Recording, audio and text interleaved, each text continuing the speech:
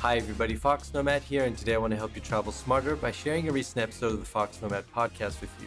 My guest today is Hege Jacobsen. She is a former Norwegian Army officer who visited Cuba in 2021 and quickly made it her home. She's here to talk all about why you would want to visit Cuba, the things to see, and even how Americans can visit there. So if you've been thinking about a trip to Cuba or maybe wondering, why would anyone go to Cuba? This episode is for you. All right, and there we go. Thank you, Hege, for joining the podcast. Thank you very much. Thank you for having me. Like we said before we started recording, nothing to be nervous about, because I think you've probably been in situations that are a lot more tense than the podcast recording. I guess that depends on the point of view, but yeah, you're probably right. So first time for everything. Yeah, what's funny is when I started the podcast, I was super nervous before talking to anybody. Like, I was the one who was really nervous, and now I'm a lot more relaxed. But when I've done other people's podcasts, I get super nervous. Like, right, yeah. It's weird. Anyway, so I just wanted to start out. You reached out to me and sent me a message, which was almost so interesting. It was like, this can't be real. I mean, it's so different. So I kind of want to walk people through. I don't want to spoil, the message, but I kind of want to walk people through, like, what your background is like, and how you ended up in Cuba, where you are right now. Yep. Mm-hmm. So should I talk or should you? Yeah, go for it. Yeah, how was your, like, where were you, born? What was, what was your upbringing like, and how did you end up in the military? Right. So I was actually born in a little village in Norway called Hokksund. I'm a farm girl. I grew up on a farm, lots of animals and people coming and going. And I don't know, probably just a very safe and secure and quiet upbringing. I do remember, though, once when I was very young, I was actually looking out the window of the living room of my house, and I saw this military convoy passing by. I probably was in like 10, 8, 9, 10, I don't know. And I thought, I want to do that. I'm going there. And that's super weird because I had no idea what I was talking about and thinking about. And I knew nothing about that. But I just had this feeling that that was exciting and interesting in some way. So that's the first time actually I thought about the army. And I had went to high school normal in Hokksund. And when I was 16, my cousin started education in the army, like undergraduate, what's it called? And that's when I found out that there was something that was called military education. And I thought, well, that sounds interesting. I want to do that. And he used to come by the house, and he was like all dirty and tired and had been out doing exercises. And I was super fascinated. Like, that sounds really cool. That sounds like painful. I want to do that. And so when I finished high school, when I was like 18, I applied for the first time. And it wasn't super easy because I actually got rejected the first time. And I went to England, to London for a year, and I was super determined. So I tried again the next year. And then I got in. So at the age of 19 something, I started my military career. And the plan was just to be there for a couple of years. The system in Norway is like you can take a year of education and then you do a year of service. A lot of people do that, and then they move on to higher education, university, whatever. And that was my plan as well. But during that second year, everybody started talking about the higher education. We have something that's directly translated to the War Academy. And the first time I heard about this, got to know about the different options for education in the army, I was like, War Academy? No, that doesn't sound like anything I want to do, like super horrible War Academy. Nah. But during that year, it became kind of a normal term, and it normalized. So coming, April, I applied and I got in. And that's like 20 plus years ago. Weirdly. So I actually ended up spending more than 20 years in the Norwegian Army. That's Wow. the fast forward story. Yeah. Wow. And was it kind of what you expected, you know, from that little girl who was seeing the soldier convoy, or you know, was it better, worse, you know, something a little different?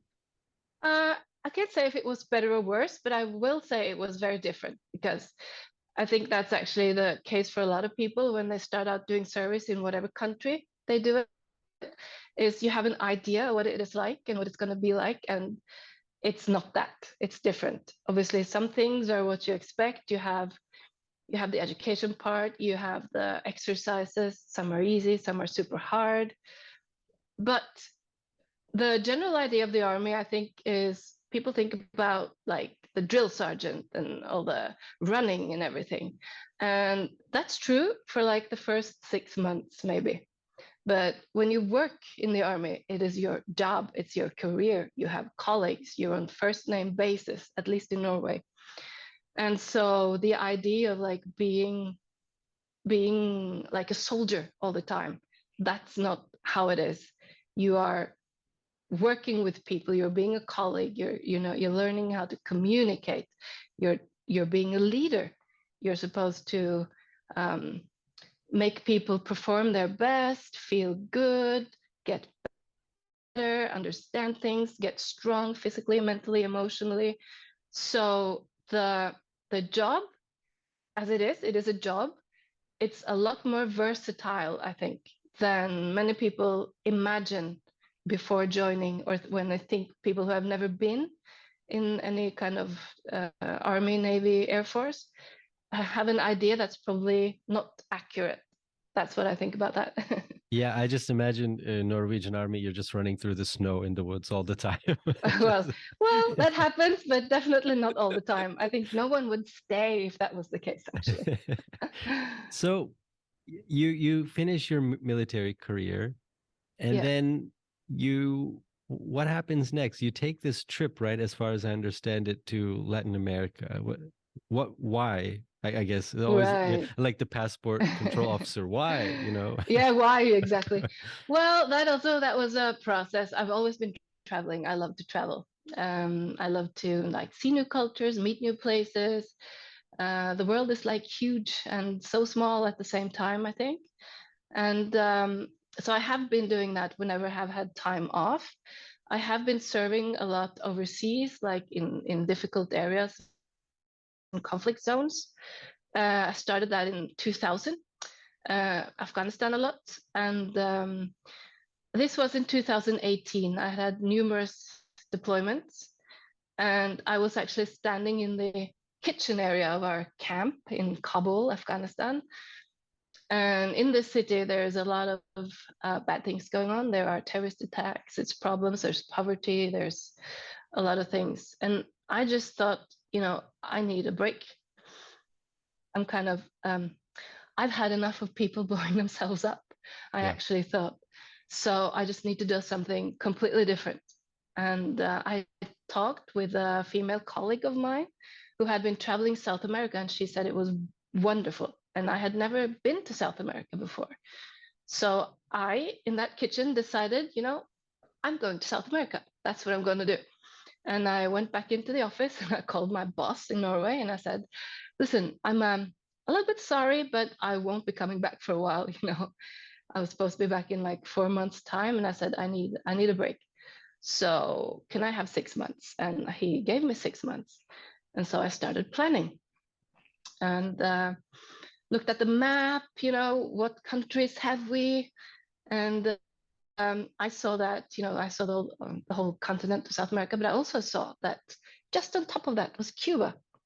And I had heard so much about Cuba. We learned about it in school, the revolution, Fidel Castro, the island that's so super strange. And I said, well, that's almost South America, so I'll start there. And then I had my 6 months trip, 1 month in Cuba, and weirdly, being like this officer, feminist woman from Norway, I fell in love with the Latin culture and I started dancing salsa, bachata, kizomba. And as I left Havana after about a month, I was actually almost crying a little bit. It felt like heartbreak to leave. and I wasn't ready for it. So I did according to plan. I went to Costa Rica and Colombia, and I decided I just need to go back there for a while. So I made this detour for a week, went back to Havana, and found out that it wasn't just the first kind of immediate weird encounter, but it was actually a super intriguing city that interests me, and the country, the whole country as well, the island. And so I finished my whole journey, ended up in Peru, did the Inca Trail, beautiful trip, by the way, if anyone ever thought about that. The hike to Machu Picchu, and then I went back to Havana, and I stayed here for 6 weeks at that first time. So when I went back to Norway, went back to work, I had my last deployment, and every time I had time off, I would go back to Havana. And in that time, it kind of, a process grew in me. It's like, what, 20 years now, serving, more than that even. Maybe it's time, to do something else. Life is short. There is so many nice things to do. And, how many percent of the world's population is daily worrying about war and terrorism? That's not a lot of people. And it's super important that somebody is worrying about that and working with that. But I thought, I think I need to do something else. I want to do something else with my time. And so that's why I left the army. And during my 6 months journey, I had also done like this small travel blog for my friends and family's journey. And I loved writing and I loved taking photos. And so I thought, well, a lot of people do that, right? Blogging, travel blogging. I'll try that. And lucky for me, I didn't know how much work and all the stuff I needed to learn, like after that decision, because I might not have done it. But I left Norway mid-pandemic, moved to Havana in January 21, and I'm still here, traveling. I'm not living here because I cannot live here, but I'm based here, and from here I travel the Caribbean. Yeah. So almost 2 years now, and it's been a journey. It's been like absolutely beautiful. Wow. And I mean, does Cuba have a big expat community, or, in Well, terms of... there are people, foreigners living here, but actually, like I briefly mentioned, living here is super difficult in so many ways. First of all, moving here, you can't just move here. You need to have a visa to stay. There are a variety of visas that you can have, but in order to be a citizen, you need to apply for a citizen visa or a citizen status. And that is a huge process and a lot of paperwork. Whether you marry a Cuban or you just want to live here on your own accord, that's a big job. But you can study here and have a student visa. You can work here and have a work visa. You can do business here if you get a business visa. There are a lot of different options. Now, on the 1st of November, so just a couple of weeks ago, the Cuban government actually changed the tourist visa regulations for Cuba. That was previously, that was 1 month that you could get, and then you could extend for 2 or 3. But from the 1st of November 22, you can actually stay 3 months on one tourist visa, and then you can extend for another. So you can stay here for 6 months before you need to leave the country. And then, unlike the Schengen area in Europe, it's not so that you need to stay out of the country for a period of time. You can actually just skip the country for a weekend, and then you can come back. So you don't need to apply for a tourist visa to Cuba. You can just buy one. It's a formality. That's... So, yeah. Yeah, it's nice. I mean, it's pretty rare that you have that now. A lot of countries had that 20 years ago, and it's changed, right? But that's nice they have that in Cuba. I didn't know that. Yeah. So there are a lot of people staying here for shorter or longer periods of time. Some people are employed, foreigners are employed in international companies working here, mainly in the tourist industry. But I'm not sure I can say that it's a huge expat community. That not like other places, I think. Yeah, I mean, Cuba is, like you said, at least for me, when I went someplace that was way different than what I expected. Yeah. It's so What did you different. expect? Honestly, I expected a place that was really run down, Yeah. like very, very run down. I expected a place where, because it was so, I imagine there was so much corruption that everything would be difficult, like dealing with the police at the airport. Like it would just, like I'm trying to go to every country, and I was like, let me go to Cuba. I thought it would be like one of those places that you go, which there are a few, where it's Mm. a nightmare bureaucratically, and then you end up like people don't talk to you. I thought it was, repressive, and I went, and Mm. actually it's a beautiful place. Like, Yeah. you forget it's in the Caribbean, and people are very friendly and outgoing. I mean, very Mm. outgoing. Mm. Everybody's very talkative and nice, and there are clear problems there. It's not a paradise, but it's not what I expected in that No. sense. So Mm. there's this fascinating mix to me. Like, the old cars to me were beautiful, but it's Yeah. also because they can't get new cars, right? Like that's That's why. right. So Yeah. it's this mix of many things. Yeah.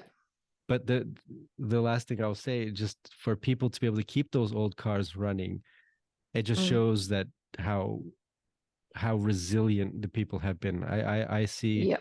you see those old cars like on TV, and they're so beautiful, but usually they're just Mm. broken. You see a lot of broken down cars and like smoke coming out of Yeah. cars on the street, but people fixing them right there, and then off they go. It's Yeah. just amazing, Mm-hmm. um and I can imagine for you, coming from the military, Scandinavia, you know Latin America, I Mm. would say Cuba too runs on a very different clock. Oh yeah. Oh yeah. That can be super frustrating. Still is super frustrating. You have, if I could tell you that there are so many cultural things that I still meet every day, and I'm like, what? What just happened? I mean, did this? How do I? You can't even. And time is one of those things. Uh, you cannot have, like, you cannot make an agreement here with someone. You cannot say like, okay, so on Saturday at 2 we'll meet at this place, because something always happens. It's like life happens. And so if you have an appointment with someone, you can almost be sure that it's never going to happen. But what does happen is that people just show up like this. So at your house on a normal, for me, I'm working, daytime online. And like 1 o'clock on a Monday, suddenly someone's coming and they want to have rum. They want to have party. They want to compartir, is what they say here. And then you just have to drop whatever you're doing and go with the flow, because if you say no, you lose that person forever. That is super rude. So there is so many mental things that you just need to, they're upside down. So you just need to change it. Right. So no more work today then. And did you know Spanish, by the way? To start No. out. Well, actually, I didn't. When I did my 6 months journey, I felt like I had to make some worth of it as well. I didn't speak a word of Spanish. So I decided to learn Spanish during my journey. And I did a few classes in Norway before I left Norway. But I found Spanish schools, Spanish courses, every destination I went to. And I did classes like 2 or 3 hours a day, uh, 2 or 3 days a week, to learn little by little. And, being an adult, a grown up, I've never learned this. I started learning English when I was probably 8 or 9. So that was horrible. Grammar and everything. So that was really, for me, that was an uphill battle. But by now, I'm so glad, that I decided to do that, because now I'm at least 90% fluent in Cuban Spanish. And, languages is probably one of the most valuable things you can learn, I think, because you can connect with people either way, but not really in a profound way without being able to communicate in their mother tongue. So now I speak Spanish, and yeah, super glad I made that decision. Pure luck. No, it's definitely, even if you just knew a few words, when you Yeah, visit a place, the reaction of people is so different, yeah, like that's right. so different. Mm, And I always tell people, curse in your own language and then curse in a mm. foreign language, and you can Yeah. see the reaction, right? Like, you don't, like, a curse word in a foreign language doesn't affect you as much because, No. so it's kind of like that's what hello and thank you in the mother tongue does to Hmm. the other person. So Exactly. That's fascinating. Yeah. You don't have the feeling of what the words actually mean when you say it in a different language. So yeah. it's easier to, get blow off some steam in Yeah. Spanish. So, when it comes to, I talked about sort of the I guess the misconceptions I had, a preconception, and then I went to Cuba. Mm, How was that for you? I mean, what did you think about it? I mean, especially, you've traveled before, you're in the yeah. military. I don't know what the media is like in Norway in regards to Cuba. It's different, Mm, obviously, for in the US and different places. So, what did you expect, and how was it different? mm. Well, I'm almost embarrassed to say that I didn't really know that much. We learned a little bit in school. I obviously knew about the big things like the missile crisis and the invasion and the revolution and everything, but I I think I arrived more like a blank paper. The only thing that I did know or had expectations to, I think, was I knew it's a Latin country. I knew the culture is very different. I'd heard about, the music and the dancing and everything. But I think I actually had a bit of the same reaction as you. It, even though I didn't really have a conscious expectation, it wasn't what I probably unconsciously expected. It was so much more open, so much more, and it seemed very happy, like on the surface. There's music everywhere. There's people smiling, dancing in the streets. There's the nightlife in Havana is amazing. The day life as well, if I can say it like that. There are so many beautiful, things to see. The city is intriguing. The history is remarkable. I'm a bit of a history nerd. Um, but what I didn't know, I think, was like, for instance, there's lots of UNESCO World Heritage sites here. There's a lot of like extremely beautiful nature. Obviously, it is a Caribbean island. You can go scuba diving, boat tripping, all that kind of things. It's easier to travel within Cuba than I expected. You can buy bus tickets online to go to most places. So it was, yeah, it was actually more like open, colorful, and nice and happy than I thought. Obviously, 2 years down the line, I know a lot more. So, and also knowing the language and knowing people, having friends here, I know that your first impression is not like what you see is not what you get, pretty much. You will not notice this if you stay for 2 weeks or 1 week on holiday, unless you really are paying attention. But just underneath the surface, there is a lot of problems, and it's a really tough life to be Cuban in Cuba in 2022. And I don't think it's been easy, hardly ever. If you, which I have now I have a more particular interest, I believe, but you see the history, from the start, so to speak, when the Spanish colonial empire came to Cuba in the 16th century. Cuba was a colonial island or a country for about 400 years, and a lot of conflict, a lot of independence wars. And then in 1898 was, when the United States got into the mix and helped Cuba release from the Spanish Empire, which was at that time kind of not going too well anyway. But after that, the American influence became very, very big. And so Cuba was dependent in so many ways on the US. A lot of American enterprises, companies working here with the sugar industry. You had, the rum production, all of that. And all this, continued until the revolution, Fidel Castro. Um, and immediately after the revolution, the general sentiment was that this was super. A lot of people was actually very happy because before that, healthcare was horrible, illiteracy was high, poverty was huge, and Castro had this plan to fix all that, and things didn't go according to plan, because other things happen. You cannot just have a revolution in one place and expect that this has no consequences outside of your borders. And in retrospect, we obviously see the problem with the US, because when Castro kicked out all the American companies, they lost a lot of money. And so you have the snowball rolling in different directions when the new government of the US with Kennedy came in, and then happened the invasion with exiled Cubans, and then the Cuban crisis. Cuba had tighter relations with the Soviet at the time. And so it went in a direction that we now know very well. So Cubans are used to, like you said, the American cars here.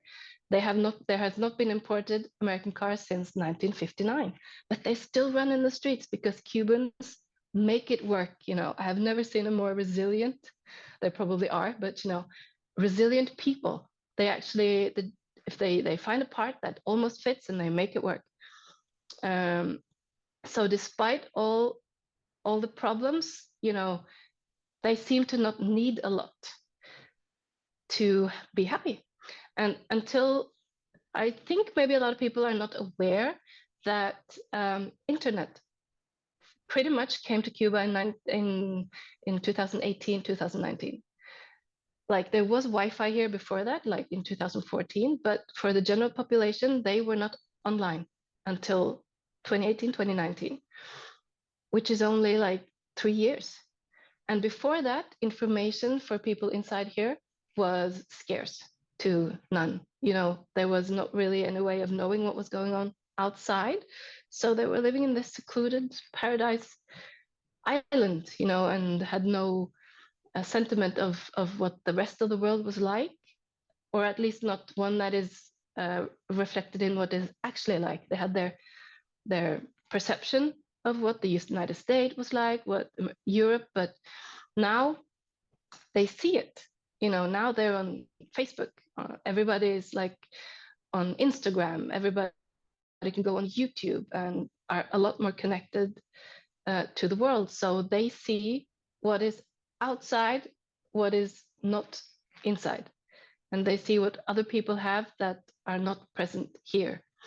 So with stay for a while, you're going to notice, from anything from the language, the word phrasing, the way they speak about things, that it's a tough life. Also, obviously, the pandemic didn't help. The tourism in Cuba is about 15% of the official GDP. But unofficially, because there's a lot of street vendors and stuff, it's a lot higher, a lot higher. I've heard like 70%, but don't take my word for that. I'm not absolutely sure, but tourism is super important, both for the government, but also for people. So came the pandemic, tourism completely stopped. And also under Trump in the United States, he tightened some of the sanctions that was released a little bit under Obama. And now Cuba is also on the list of states that support terrorism, which doesn't help tourism at all. Now, I'm not going to go into the political side of things. That's not my business. But from a traveler and a tourism point of view, the Cubans lost a lot of their livelihood when the pandemic hit in 2020. And it's gotten a bit better now the last 6-9 months. But, I'm still on a mission to actually tell people that Cuba is open for travelers. It's a fascinating country. It is not illegal to come here. Even Americans can travel to Cuba, but they have to abide by a certain set of rules that is set by the American government, not by the Cuban government. And as long as they do that, they are free to experience this magnificent, weird, strange island. Yeah. Yeah, and it was interesting that Americans can travel there. I didn't know that. I thought, it's restricted. And by the time people listen to this, things may change, but I know you have Yeah. resources on your site. So Yeah. I will link to your site in the show notes so people Thank can you. check Yeah. it out. Yep. But it is possible, right? So let's say some random American Mm-hmm. tourist wants to go just to see it. You know, I Yeah. just want to see it. How, you know, at a high level, how does that work? You know, do you have to lie basically? Do you have to say, Mm. I'm going for, I'm a missionary, or I don't know. Do you have to make something up, or how does that work? No, no, you do not have to lie. Don't worry, you do not have to make something up. The United States government has a list of pre-approved reasons for Americans to travel to Cuba. Now, I don't remember all of them by heart, but I know that the one that is most commonly used by Americans is helping the Cuban people. Now, that is not something that you need to do in writing. That is not something that you apply for. It is a pre-approved reason to travel to Cuba. So what you actually need to do is book your ticket, buy your tourist card, and as an American citizen, you need the pink version of the tourist card, and book a place to stay, and that's it. When you are traveling, if someone asks, you probably you have to state before entering, and also if someone asks, that you are here for one of the 11 pre-approved reasons, of which one is helping the Cuban people.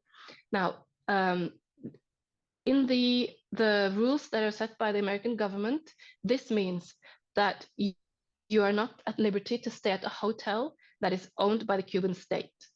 You are not at liberty to shop in a shop that is owned by the Cuban state, because you are not at liberty to provide, in a sense, financial aid to the Cuban state. But there are a lot of private enterprises today in Cuba. There are casa particulares, which are private houses or homes or even hotels that is owned by private persons that are not on the list, what is called the US restricted list, where Americans can stay. There are also some hotels that are not on the US restricted list where Americans can stay.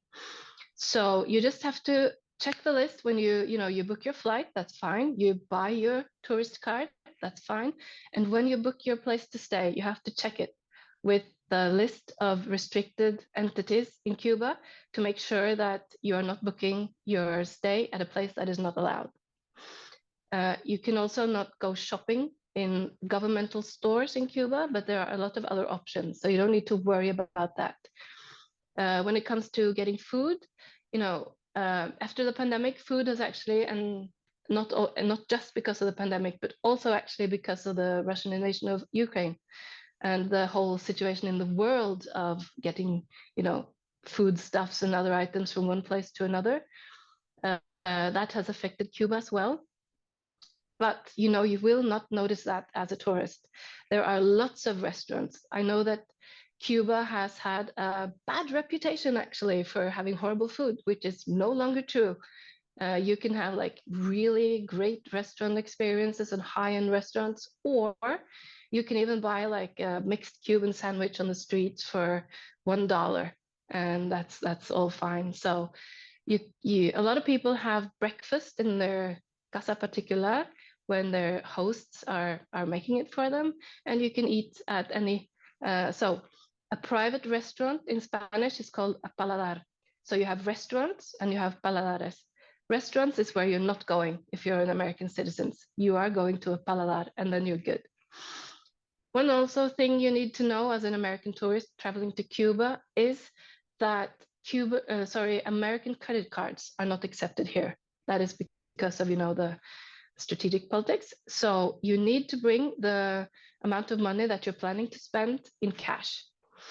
And US dollars, after the tightening of the sanctions last year, the US dollar is no longer accepted formally, which means that you should probably bring euros or Canadian dollars that are still like a legal currency in Cuba. American dollars are still a commodity, but basically on the black market. I also want to say something about black market because that's a huge thing here. Black market sounds kind of scary. It sounds very dodgy. But in Cuba in 2022, probably moving into 23, shopping things and doing like trading on the black market is almost as normal as like white market, any other way of getting things, because it is just a way of reselling what people have, and they do that in order to make sure that they have what they need at the time.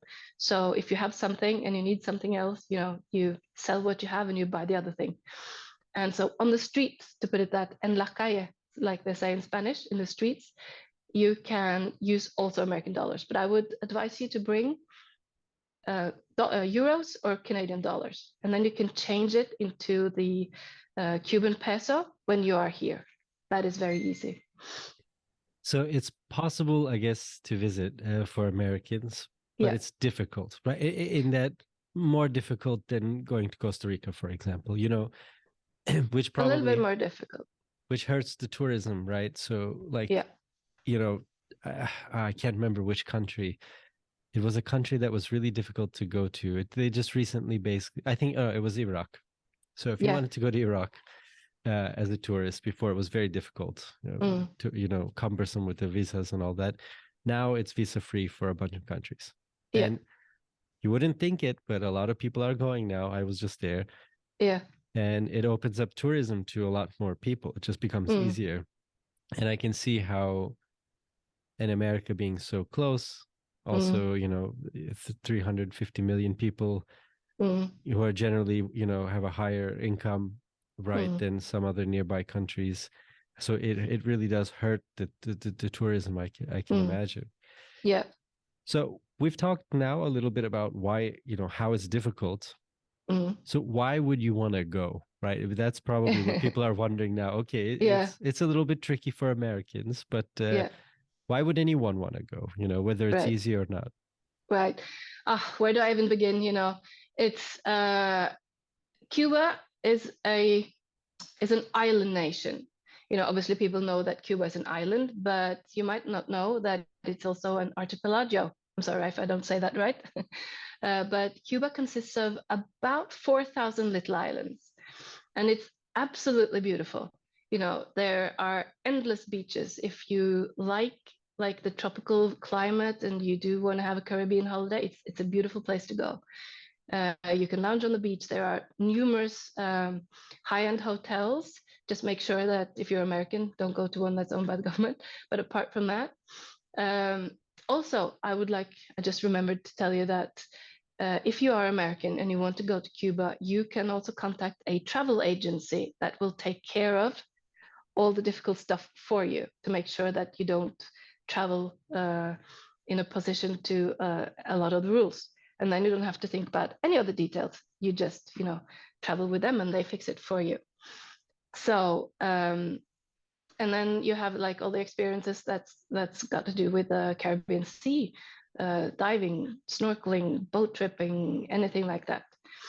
You also have several national reserves, like amazing wildlife, amazing natural resources.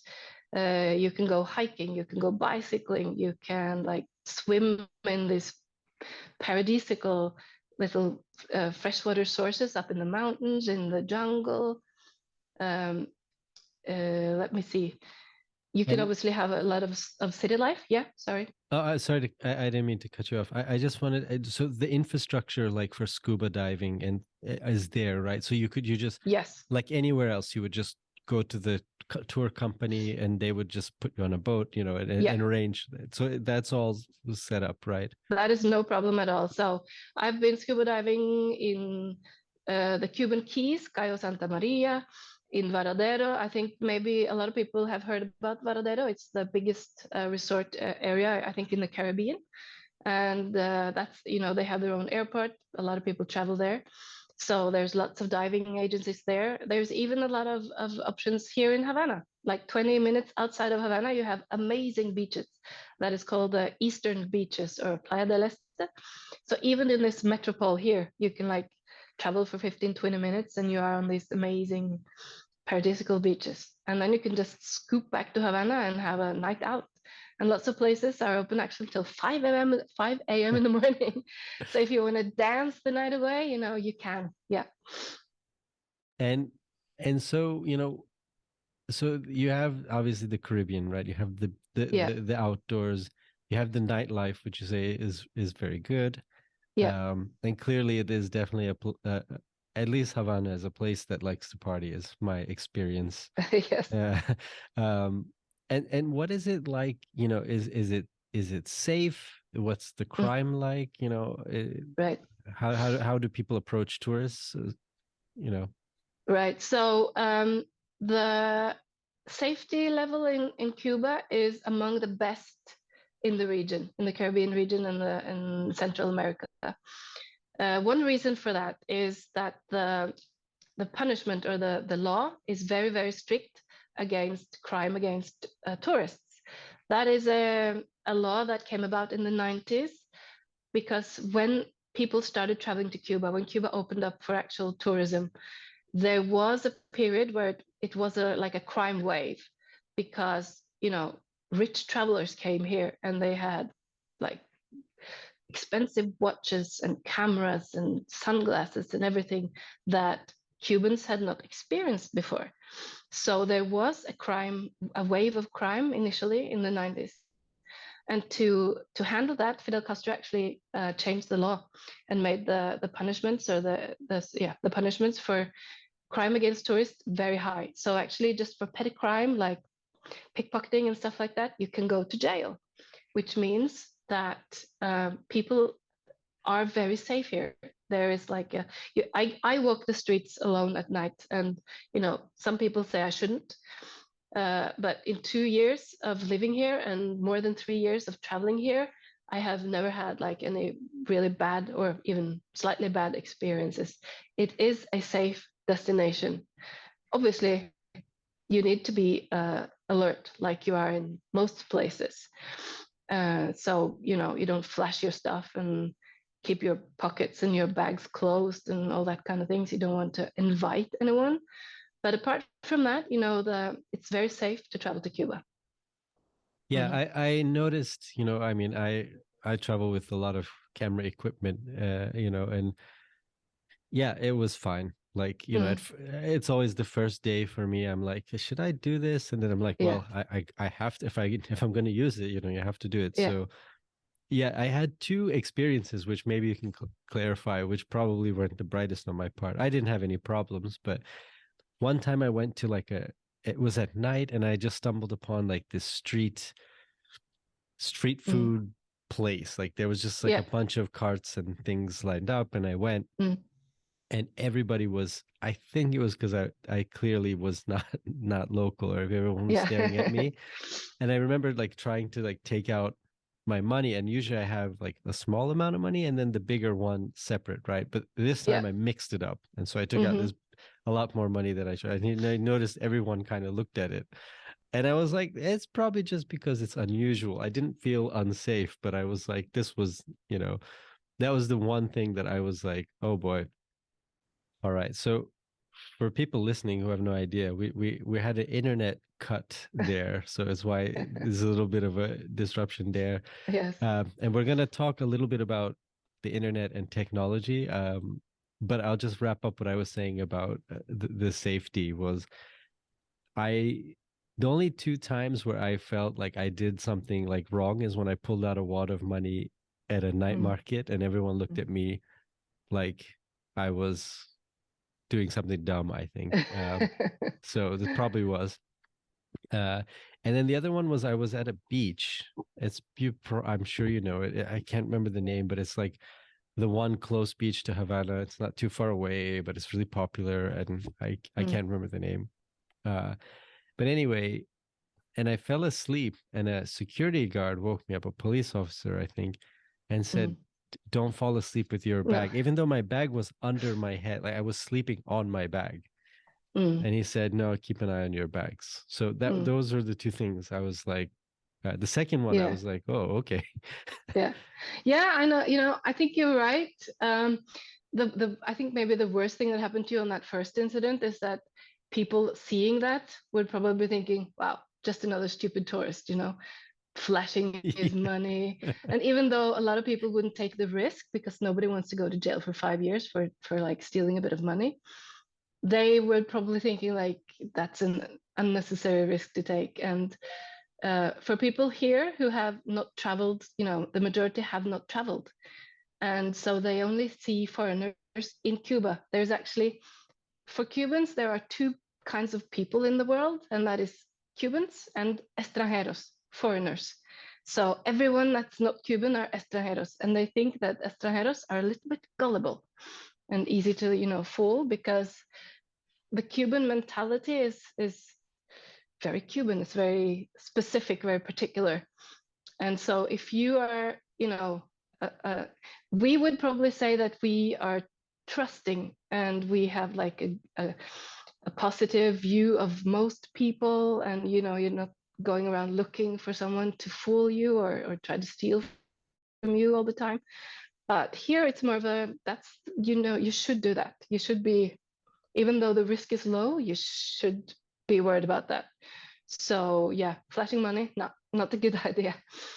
Yeah. And the same on the beach, he's proving himself wrong coming to help you, because most people are actually trying to help you. They want to say, hey, be careful. But obviously stuff do happen every now and then. But yeah, they I got that feeling from him too. I mean, I mean, he doesn't know. I'm a heavy sleeper. He doesn't know. Like I might roll over or something. Like yeah. When I travel, I'm naturally suspicious. Yeah. It comes from my cybersecurity background. I just Right. but in Cuba, that's a place where people are going to talk to you. Like you cannot avoid. And they'll talk to you about anything and everything, like baseball. Yep. I talked about baseball, like people like talk about baseball, which was interesting. I don't know much about baseball, but the beach or food, just anything. And so it's really a place where, like, if you know what to expect and you take common sense, you can really open yourself up to having nice interactions. Yeah, absolutely. With people, I think. Without worrying too much. Worry at the normal level, I would say. Yeah, I think that's a good way to put it. I think when you tell people, like, use common sense, people think, oh, it's dangerous, right? That's code for it's dangerous. But it's like, it's just you could be in the safest place in the world. You just need one person to pickpocket you or an opportunity, right? So I think I do want to say one thing about it, though, that might come off I don't want this to be taken the wrong way, but what we're talking about here is crime against tourists and the level of security for tourists and travelers. But the crime rate in Cuba between Cubans is different. It is higher. But that is because, the laws are different. So there are, especially young people, there are like little gangs in the city of 14, 15-year-olds. There's, it's a country of machismo. It's a country of a lot of honor. And so there are issues, there are violent crimes, but it's very, very rare that tourists are actually subject to that. Yeah, I think you bring up a good point. That I felt when I was in Cuba. There are two Cubas. Yeah. There is the Cuba for tourists, and then there is this sort of underneath of how things are actually working. It's exactly. Like, it's like being in an old car and you're going down the highway. You're not worried that the parts inside are not working best or may break, and so on. So and it's why, like, when I was there, when I wrote about it, I was careful not to make it seem like things, because clearly a lot of things are not working as one would hope a society to work there, right? Exactly.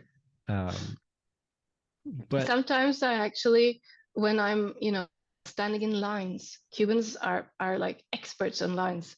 and there are lines everywhere if you want to get into shops and everything.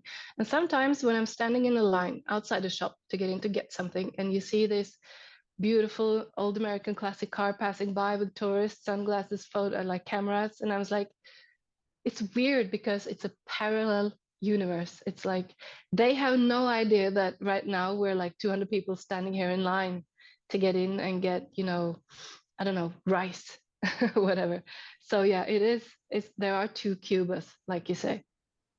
And what do you think? I guess as we sort of wrap things up, like, people might be wondering, like, should I go to a place like that, right? Where the money is going to get in the hands of the government at some point, right? Like that's everywhere in the world, right? Like, yeah, the money will end up, at some point with the government. Is that a reason not to go, do you think? I mean, well, just for the record, obviously I'm biased sitting here, but I want to say that on this island, government or no government, there are 11 million people trying to make a living, trying to make a life. And so I would say that that is not a reason not to come. If you are a bit aware and present and conscious about how you spend your money and where you spend your money, you can do a lot of good for the general, like ordinary Cuban when you visit Cuba. Like shopping in the private shops, eating in the private paladares, staying in the private homes or private hotels, because in that way you will help the Cuban people. Exactly like you say, when you're going, you are helping the Cuban people because they will get the money that you spend on your holiday. And they will use that money to buy food and to buy whatever their family needs in Cuba, because, obviously they are not at liberty to leave Cuba or to shop online or stuff that, most other people in the world are able to do now. So there is also a system here which is weird. There are governmentally owned shops. They are known as the MLC shops, that is Moneda Libremente Convertible. So in these shops, you can only shop with foreign currency, even though they're owned by the Cuban government, which means that for Cubans to go and shop in these stores, they need to have access to foreign currency. And the only way they can get that is if they have family abroad that send it to them, or they get it from tourists. So when you spend your money in the privately owned enterprise in Cuba, you are making them able to get food and get the necessities, to get, soap and dishwasher and, wash the detergente. I forgot what it's called. Like what you can wash your clothes, toothpaste, yeah. yeah, things that are normally sold in the MLC stores. So I will say you are helping, even though finally, the money helps the Cuban government as well, which is in a serious state financially at the moment. They have a huge foreign debt and they don't have money to run the country. So in that sense, despite the sanctions and everything, just to keep the country running with roads and hospitals and everything, that is maybe not just a bad thing either. Yeah, I think that's a good sentiment. And yeah, there's a lot to see and a lot to do yes there. And I think, I guess, like you said, it is I'm losing my train of thought of how to go. I don't think I can sum it up better than you did. So and you have the pictures, you have places to go, things to see all on your site. And if, like I said, I'll have your site in the show notes, but if you could just share the link I will there. And and to wrap things up, we're talking right now virtually. I'm not in Cuba at the moment. How people, we're recording over video, we have audio, obviously. How is this happening? People are probably wondering, wait a minute, I thought the internet was a problem. How is that How is that working? Right.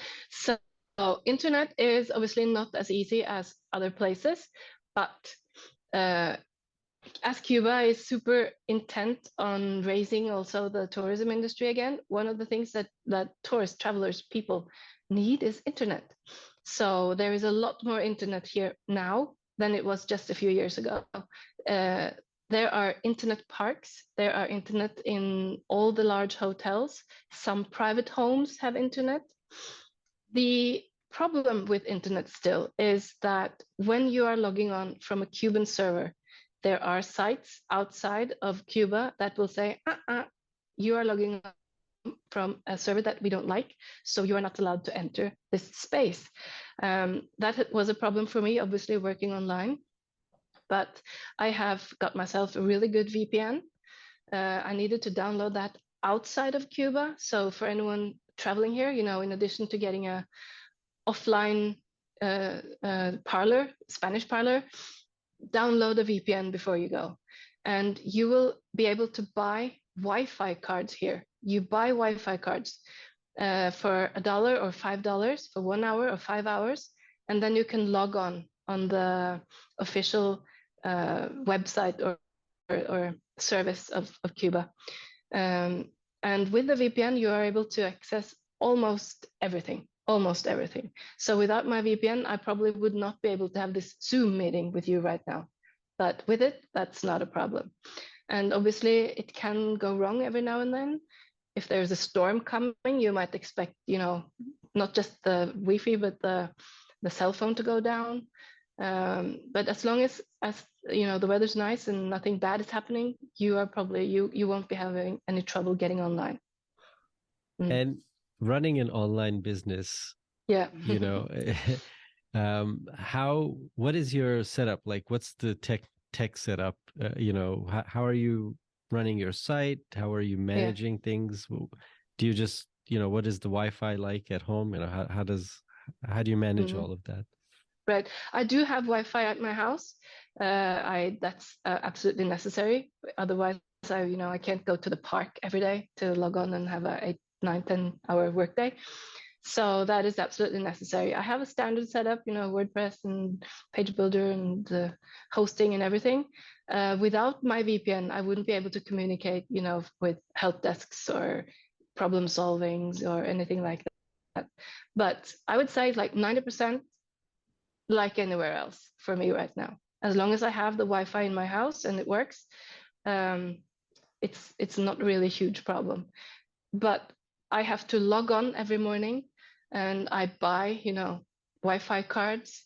So I spend like 3 Wi-Fi cards a day, 4 if I want to go on Netflix, in the evening.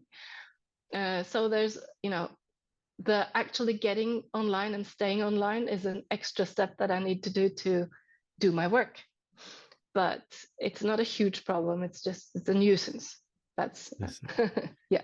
And how's the blogging journey? How are you finding that, which is a new kind of adventure, right? Like yeah. Yeah. That has been, an uphill battle and a downhill, journey sometimes as well. Personally, I love it, but that doesn't mean it's easy. But it probably wouldn't have been easy from Costa Rica either for someone like me. I was an analog person until 2.5 years ago. So I had to learn everything. I learned everything from scratch, invested in, mentors and coursings. And now I think I'm on a good enough level to actually run it as a business. But it has been a journey as well for me personally to develop this business side of blogging, and making it something that I can live by. I'm still working on that. It's like running a marathon. That's how I recommend. Yeah, exactly. People. It's not a sprint. No. So that I have learned. Yeah. So it's just getting up in the morning and, do what you've planned for the day and don't pay too much attention to Google Analytics. You might have a mental breakdown if you do that. And just, work on. I think they call it grit. Yeah.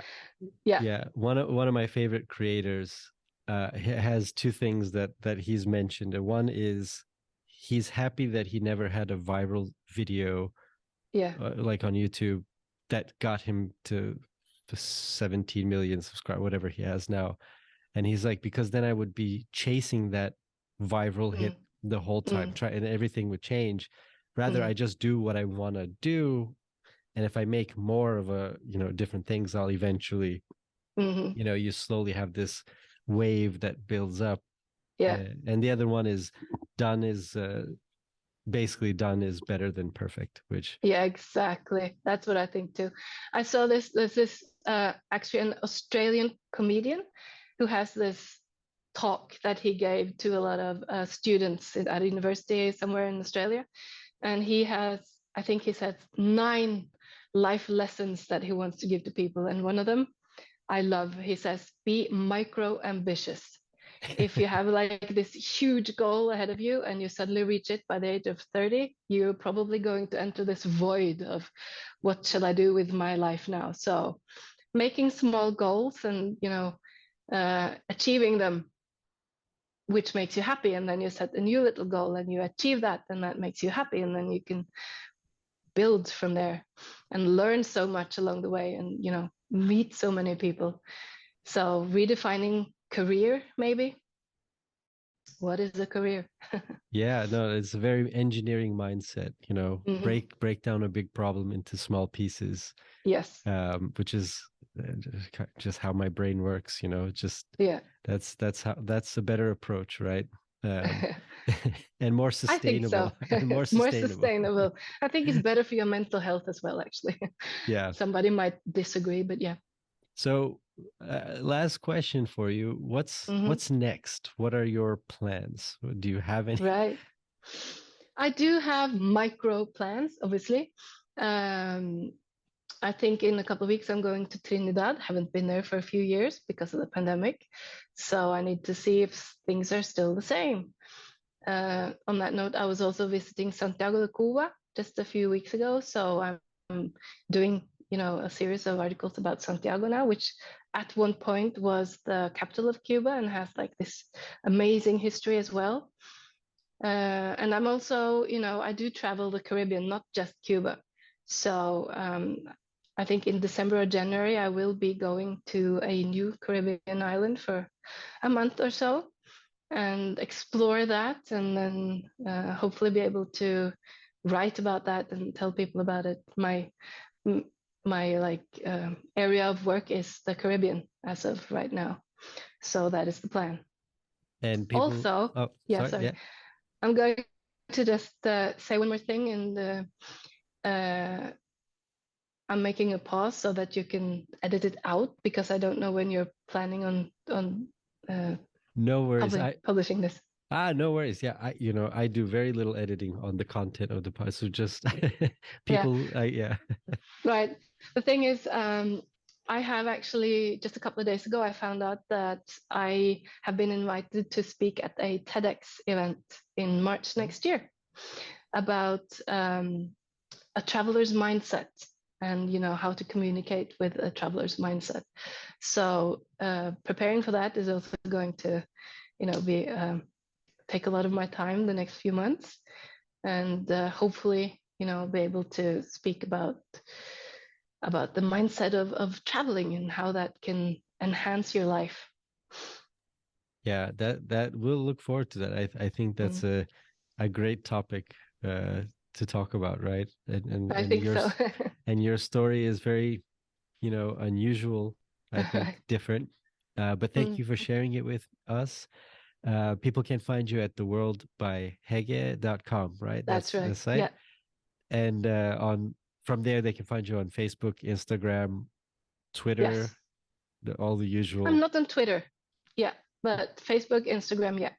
That's probably a good thing. Twitter might not be around by the time this episode goes out. Maybe not. You never know. Well, thank you again very much. I really appreciate it. I hope it encourages people to take Cuba, look at Cuba as a potential travel destination. Yes. It is, like I said, fascinating. And I think it is at a time where, like, it's at this very unique time where it's exotic, it's different, it's not near at mass tourism level. It will, I think, Mm. eventually get there. I think things will open up. I think that will eventually happen. Mm. But that Cuba will be a different place. Yeah. I think this Cuba is a very interesting point in time to visit. It is, and it has like this unique history and a very, very special current state as well. So it's up to each and every one if they want to make the journey, but if they do, I do not think that they will regret it. My mom said when she visited, this has been an educational journey, and she's like she was 68 at the time. Thanks very much for watching this episode of the foXnoMad podcast. Don't forget to hit the like and subscribe buttons down below. I'll have new videos for you every week, and I will see you in the next video.